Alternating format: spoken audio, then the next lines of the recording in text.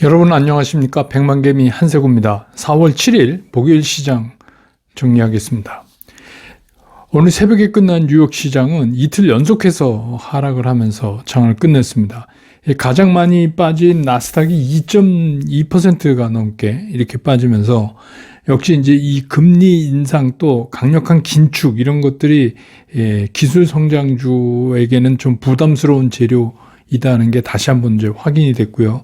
또 기술적으로 나스닥을 봐도 이게 나스닥이 시작하면서부터 개파락을 했거든요.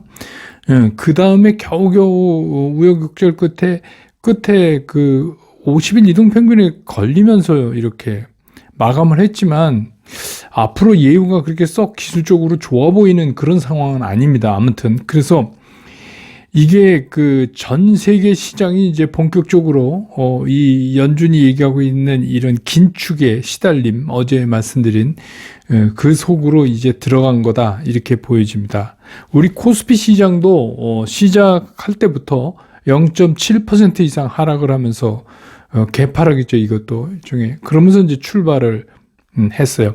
근데 지속적으로 지수가 이제 밀려 내려가면서 한때는 2693까지 갔었다가 다시 이제 오후 들면서 2700에서 턱걸이를 하고 있다가 결국 이제 종가는 다시 2700 밑으로 해서 끝나는 그런 장이었습니다.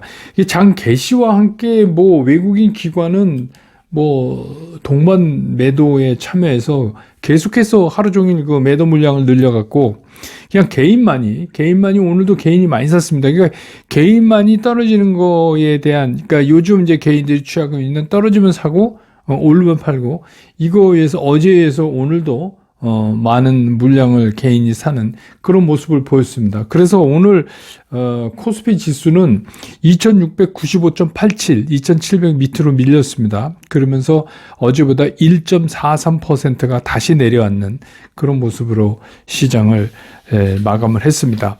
또 뭐 코스닥도 마찬가지입니다. 코스닥도 0.6%가 넘게 그렇게 하락을 하면서 출발을 했고 역시 이제 코스닥에서도 외국인 기관은 계속해서 매도를 했고 그래서 여기도 장중에 925포인트까지 밀리는 그런 모습을 보였다가 오후 들면서 이제 조금 좀 낙폭을 줄이기는 했지만 그래도 상당한 낙폭으로 하락하는 그런 모습을 보여줬습니다. 역시 이제 코스닥 시장에서도 오늘 이제 외국인은 2,576억을 순매도했고, 기관은 1,412억을 순매도했고, 개인은 4,143억을 순매수를 했습니다.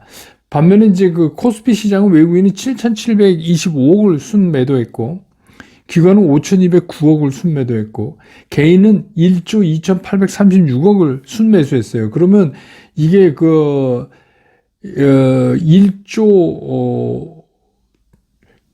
7천 어제에 이어서 오늘도 양시장에서 1조 7천을 개인이 매수한 거다. 이렇게 이제 정리가 되겠습니다. 그래서 오늘 코스닥 지수는 927.95포인트로 끝내면서 어제보다 1.61%가 또다시 하락하는 그런 상황에서 장을 끝냈습니다. 오늘 뭐 시장이 워낙 나쁜 거 뭐 미리 말씀드렸고, 그렇지만 오늘 이제 그 시가총액 1위 삼성전자는, 엄청난 그 잠정 실적이 오늘 발표됐죠. 매출이 77조, 이거가 제 기억으로 역대 최고 같은데, 이것도 소용이 없었습니다. 영업이익 14조 정도 잠정이 발표됐는데, 또 불구하고, 500원이 밀렸습니다. 그래서 오늘 외국인들은 삼성전자를 3,943억을 팔았고 기관도 1,672억을 팔았고 개인만 5,581억을 순매수를 했습니다. 반면에 이제 그 에너지 솔루션 같은 경우는 외국인들은 106억 정도 순매도를 했고요. 기관은 133억 순매수를 했고 개인은 20억가량 순매도를 했습니다. 근데 이제 재미난 게 기관이 총 133억을 순매수했는데 그중에서 연기금이 226억을 순매수했어요. 오히려 금융투자나 투시는 좀 팔았거든요. 그런 거 보면은 뭐 어쨌거나 운명적으로 LG 에너지솔루션은 연기금이 책임지고 지금 관리를 할 수밖에 없어요. 워낙 많이 가지고 있어서. 그 다음에 이제 SK 하이닉스 같은 경우에 오후에 잠깐 JP 모간이 뭐 많은 물량은 아닌데 좀 매수를 팔면서도 한쪽에 좀 매수를 이렇게 들어오는 그런 덕에 조금 분위기가 바뀌면서 500원으로 올랐습니다. 그렇지만 전체적으로 보면 SK 하이닉스는 오늘 외국인들이 565억을 순매도했고 기관은 150억을 순매도했고 개인만 710억을 순매수했습니다. 그래서 역시 그 시총 1, 2, 3위를 보면 여기에도 나타나지만 뭐 LG 에너지솔루션은 조금 다른 거지만 우선 그 외국인 기관은 좀 팔고 개인은 좀 사고 이런 모습이었다 이렇게 보시면 맞을 것 같습니다. 그 다음에 이제 오늘 섹터별로 좀 보면 뭐 이게 오늘 같은 날 섹터별 얘기가 좀 의미는 상당히 없긴 하지만 그래도 좀 이렇게 움직임이 눈에 띄었던 거 보면 첫 번째는 이제 이게 페인트 쪽이에요. 이건 뭐 가격 인상 얘기죠. 그러니까 이게 이제 그 원자재 수급이 좀 나빠지고 뭐 이러니까 이게 일제히 페인트 제품이 가격이 인상이 됐거든요. 그러니까 보통 한 15%에서 20% 정도 가격 인상이 되니까 이거에 따라서 이제 좀 오늘 그쪽 그 페인트 쪽의 업체들이 좀 움직였는데 또 뭐 종목에 따라서는 그 종가까지 지키지 못하는 종목도 있고 뭐 그렇습니다. 그러니까 이것도 그냥 오늘 이제 이렇게 짧은 그런 움직임이었다. 재료를 가진 뭐 그렇게 보시면 되고 그다음에 뭐 자주 얘기되는 비료 농기계도 강도가 자꾸 약해지는 것 같아요. 전체적인 시장이 밀리니까 뭐 그런 것도 있는 것 같아요. 그래서 이제 이게 곡물가가 오르니까 아무래도 비료나 뭐 이런 거가 좀 수요 확대가 기대되고 또 푸틴이 한마디 했어요. 푸틴이 그 한국을 포함한 그 비우호국 러시아 기준으로 여기에 이제 식량 수출 제한을 할 것이다 이런 얘기가 또 나와갖고 그런 영향도 좀 받았고 뭐 당연히 2분기에 그 곡물 수입 단가는 전기에 비해서 당연히 올랐죠. 그래서 이제 그런 것 때문에 오늘 그쪽 섹터가 좀 움직였고 또 한 가지는 이제 그 우리가 PCB라고 부르는 인쇄 회로기판 요새는 이제 뭐 FCBGA 이쪽 그래서 고성능 PCB 쪽에 많이 그 타겟이 맞춰져 있지만 아무튼 이게 굉장히 호황 국면에 있다. 그렇게 이제 얘기를 하고 있어요. 또 그 업계에서도 리포트 같은 거를 많이 보면은 여기에 이제 관련되는 뭐 대덕전자, 심텍, 코리아 서킷 이런 것들의 영업이익이 올해 굉장히 급증할 거다. 이런 얘기를 이제 하고 있는 영향을 좀 받은 것 같아요. 특히 이제 코로나 이후에 아까 말씀드렸던 고성능 PCB, FCBGA가 수요가 상당히 늘었다. 이런 얘기입니다. 그리고 이제 여기 덧붙여서 직접적인 연관은 아직 없는 것 같은데 중국의 쿤산이란 도시가 다시 또 코로나 때문에 봉쇄가 됐어요. 이게 상하이 서쪽에 있는 건데 이거가 중국의 PCB의 메카입니다. 이 도시가. 근데 이게 이제 지난 2일부터 8일까지 1차적으로 봉쇄에 들어갔는데 아시지만 중국은 이제 완전히 그 제로 확진자 제로를 목표로 하고 있잖아요. 그래서 아마 여기도 연장될 가능성이 있어요. 근데 이제 여기에 여파가 우리한테 어떻게 전해질까? 뭐 이제 그런 이쪽이 좀 그러면 우리 이 PCB 관련 쪽에선 반세이길 볼 수도 있고요. 아무튼 그 PCB 쪽에 관련된 오늘 그런 이제 뉴스가 하나 있었습니다. 그 다음에 개별 종목으로는 여러분 이제 요새 얘기되고 있는 뭐 쌍용차 인수 얘기만 나오면 무조건 오르잖아요. 그래서 이제 KG그룹, KG 동부제철 포함해서 뭐 그런 그룹주들이 일제히 상승을 했어요. 이건 뭐 쌍용차 인수 그 추진 소식 뭐 이런 거죠. 그리고 이제 오늘 이제 재미난 게 LG전자가 500원이 올랐습니다. 500원이 올랐는데 LG전자가 21조 1091억 매출에 이 매출은 지난 분기 대비해서 18.5% 오른 거죠. 그 다음에 이제 이익이 1조 8,800억 정도, 뭐 이렇게 이제 발표가 됐어요. 그래서 뭐 거기에 힘입어서, 뭐 오르락내락했어요. 뭐 2,000원 이상 올랐다가 또 밀렸다가 막 그랬는데, 최종적으로 정리를 해서 집계를 보니까 외국인들은 279억을 오늘 팔았고요. LG전자를 오히려. 기관도 190억을 팔았고 개인만 463억을 순매수했어요. 그러니까 이제 그 실적 나오니까. 그러니까 여러분 아시지만 요새는 실적 나와도 하루를 잘 못 버텨요. 시장 자체가 지금 그렇게 움직이니까. 그래서 1분기 실적 발표 후에 조금 움직임을 가졌지만 움직임이 그냥 지속되는 데는 굉장히 역부족이었다. 이런 말씀을 이제 드립니다.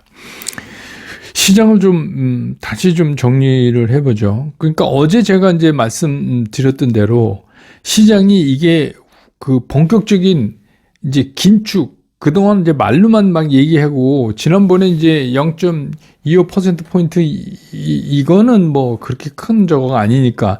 그래서 이제 5월부터 이제 본격적인 그런 이제 그 긴축이 일어나고 그 소식에 따르는 시달림을 이제 우리가 좀 안고 갈 거다. 이런 말씀을 드렸는데, 그저께는 이제 브레인하드 그 부의장이 굉장히 매파적 발언을 했잖아요.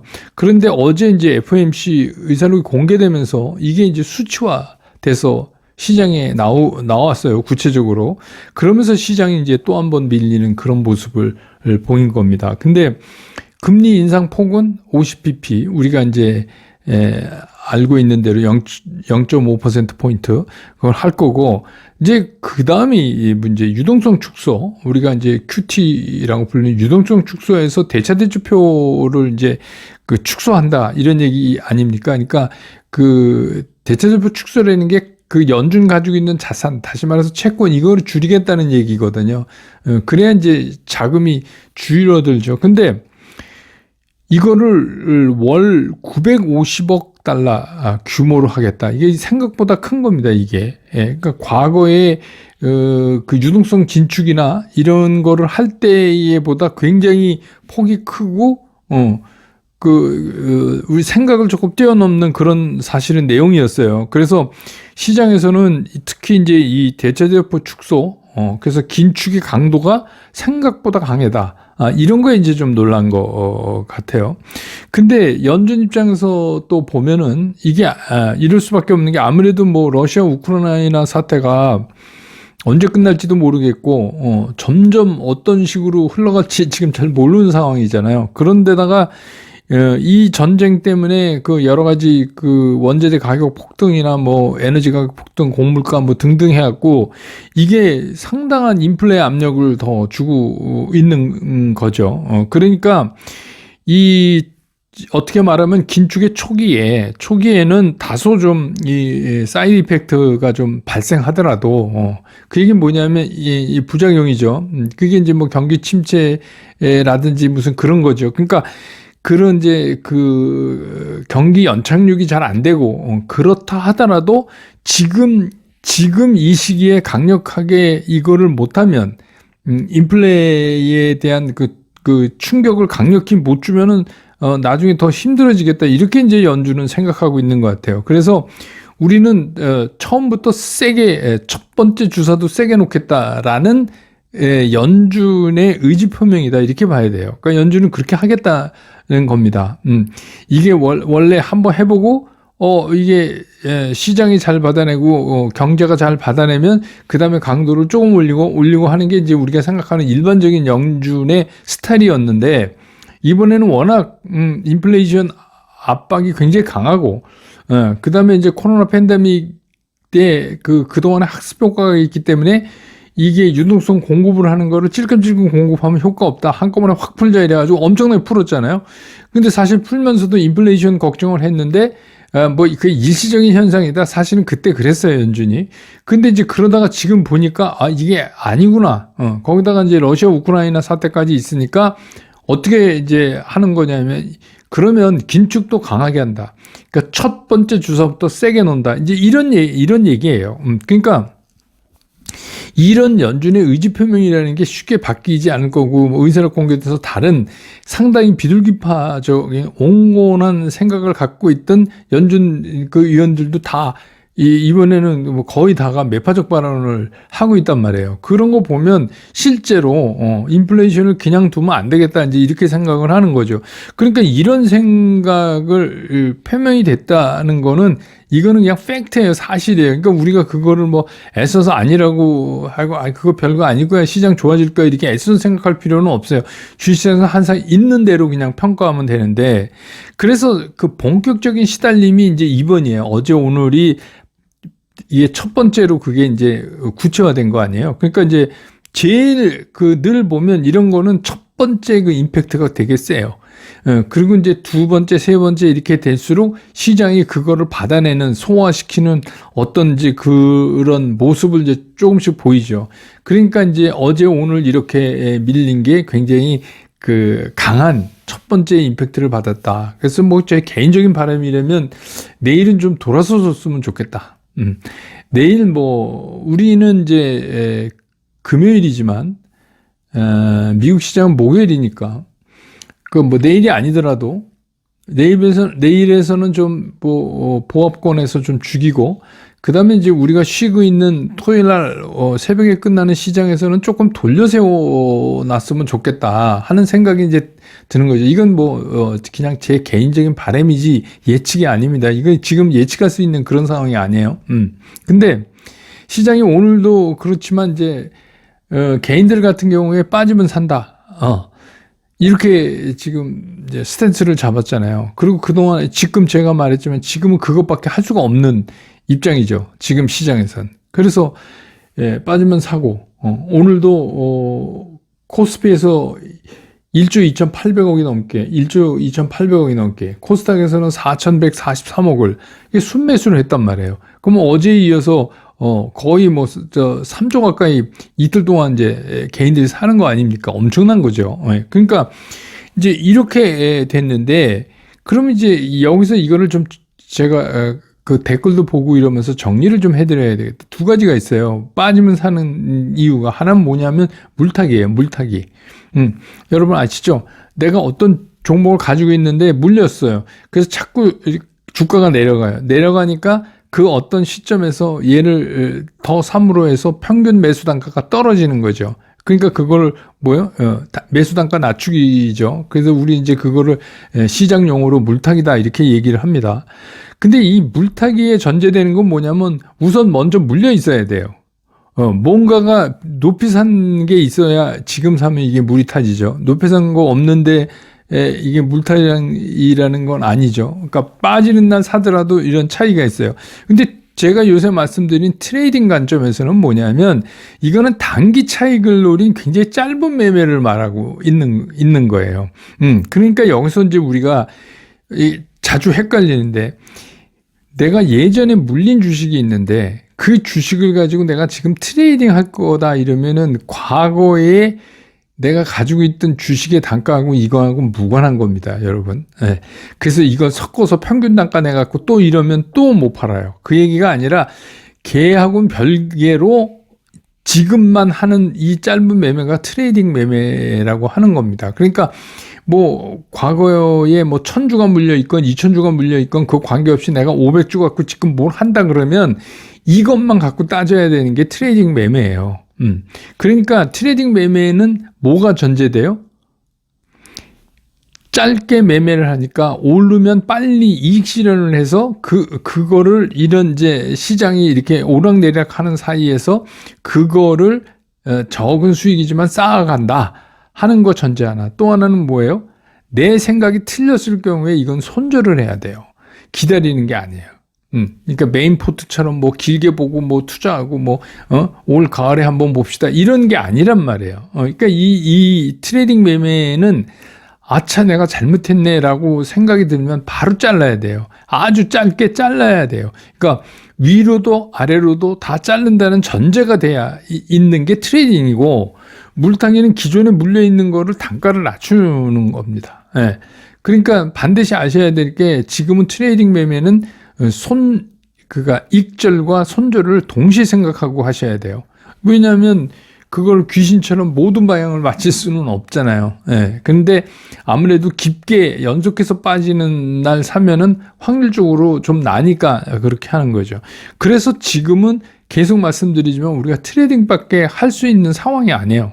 그러니까 지금은 물타기는 굉장히 위험한 거예요. 물탄다는 게 뭐냐면 앞으로 시장의 상황이 좀 뭔가 개선되고 좋은 쪽으로 이제 우리 흔히 말하는 우상향 쪽을 향해서 정리해서 갈 수 있다라는 확신이 들어야 되는데 지금은 아무것도 정리된 게 없고 오히려 이제 그 러시아 우크라이나 문제는 더 불안해졌어요. 뭔가 조금 뭐 종전 합의로 가는 것 같더니 다시 이제 상황이 그래서 지금도 나쁘지만 최악이지만 상황에 따라서는 더 나빠질 수도 있다는 생각이 이제 자꾸 드니까 그래서 아직은 시장이 그런 이제 회복의 안정감을 주진 못했다. 다만 지금 이제 그런 그 긴축의 시달림 때문에 주가가 이제 막 이렇게 오르락내리락 하고 그러니까 당연히 덩치 큰 대형주 미국 시장도 마찬가지예요. 미국 시장도 뭐 그 말하자면 메가캡 그 큰 덩치 큰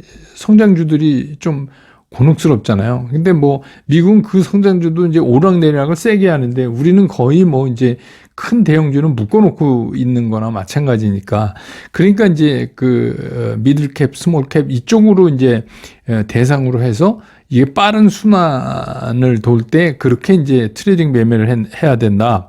이렇게 이제 말씀을 드리고 있는 거죠. 그래서 지금은 뭐 누가 뭐래도 트레이딩밖에 할 수가 없어요. 네. 그래서 이게 반드시 기억하셔야 될 게 지금 우리가 떨어지나 사서 뭐 하는 거는 이거는 물타기가 아닙니다.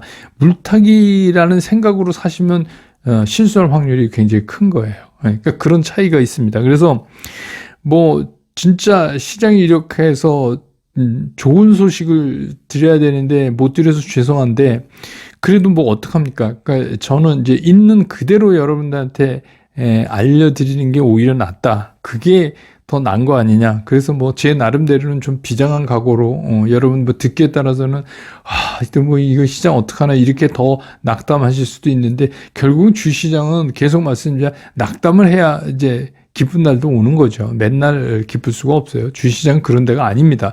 우리가 2020년도에 너무 이상한 시장을 경험해서 그런 거죠. 예. 그러니까 그렇게 이제 이해를 해 주셨으면 좋겠어요. 그래도 뭐 앞으로도 저는 그냥 시장의 상황을 있는 그대로 여러분들이 뭐 좋게 들으시거나 아니 그게 아니라 제가 조금 우려된 그 말씀을 드려서라도 좀 도움이 되셔서 돈 손에 안 난 게 더 중요하죠. 예, 저 그렇게 생각을 하고 오늘은 그래서 이제 제가 보는 지금 물타기와 트레이딩과의 차이점 그걸 우리가 꼭 인식하고 하셔야 된다.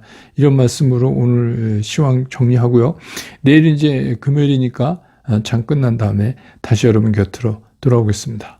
여러분 고맙습니다.